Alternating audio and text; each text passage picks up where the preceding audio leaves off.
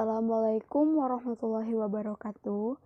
Perkenalkan, nama saya Sherly Agnes Silvano, kelas 1A dengan NPM F0G02008.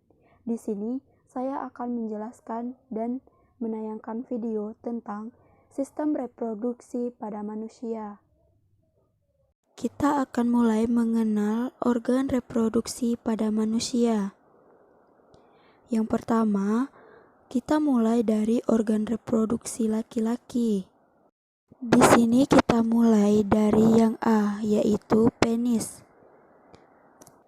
Penis ini fungsinya sebagai saluran kencing atau urin dan saluran sperma. Yang B itu adalah testis. Testis ini fungsinya untuk memproduksi sperma dan hormon testosteron. Kemudian yang C itu adalah gambar skrotum. Skrotum ini fungsinya untuk menjaga suhu testis agar sesuai untuk produksi sperma. Yang D itu namanya epididymis. Epididymis fungsinya sebagai tempat penyimpanan sperma sementara. Lanjut ke yang E, namanya adalah vas deferens. Fungsinya untuk menghubungkan epididymis dan uretra. Uretra dan epididymis itu dihubungkan oleh vas deferens. Kemudian kita lanjut yang F. F itu adalah uretra. Uretra fungsinya sebagai saluran keluarnya sperma dan urin.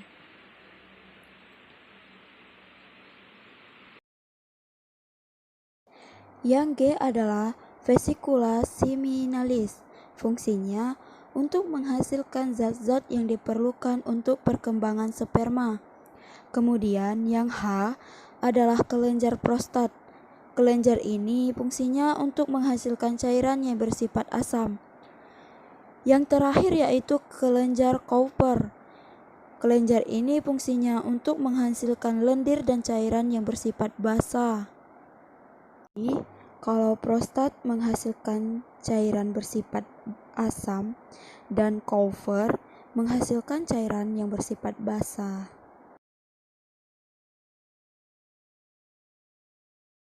Berikutnya, kita akan belajar tentang spermatogenesis. Apa itu spermatogenesis? Spermatogenesis yaitu proses pembentukan sperma. Pembentukan sperma itu terjadi pada testis atau tubulus seminiferus. Jadi, prosesnya seperti spermatogonium, dia akan mengalami pembelahan mitosis, kemudian menghasilkan spermatosit primer. Kemudian spermatosit primer dia mengalami pembelahan meiosis 1 dan menghasilkan spermatosit sekunder. Spermatosit sekunder dia akan mengalami pembelahan meiosis 2, kemudian menghasilkan spermatid. Spermatid ini dia akan berdiferensiasi dan membentuk spermatozoa atau sperma yang memiliki ekor. Di sini saya akan menunjukkan gambar proses spermatogenesis yang tadi sudah saya jelaskan, yaitu spermatogonium, spermatosit primer, spermatosit sekunder, dan spermatid atau berdiferensiasi dengan spermatozoa. Itu saja tentang reproduksi laki-laki. Sekarang kita memasuki ke organ reproduksi pada perempuan. Mari kita lihat gambarnya dan memahami bersama. Kita mulai dari yang A, ovarium. Ovarium ini fungsinya sebagai tempat menghasilkan sel telur atau ovum. Jadi nama lain sel telur itu ovum. Yang B, tuba fallopi atau saluran telur. Tuba fallopi atau saluran telur ini merupakan saluran yang menghubungkan ovarium dan rahim, dan fungsi lainnya itu sebagai tempat fertilisasi atau pembuahan atau bertumbuhnya sperma dan sel telur. Itu di tuba fallopi. Yang C, ini adalah fimbriae. Fimbriae ini fungsinya untuk menangkap sel telur. Dan yang D merupakan infundibulum. Infundibulum ini ia merupakan ujung dari tuba fallopi. Kemudian yang E ini adalah uterus atau rahim. Fungsinya untuk tempat perkembangan janin itu di uterus atau rahim.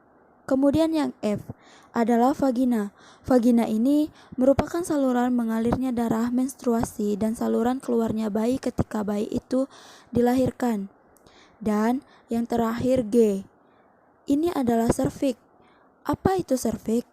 Nah, serviks ini merupakan struktur rahim bagian bawah yang menyempit dan membuka ke arah vagina. Nah, ini adalah beberapa organ reproduksi pada perempuan.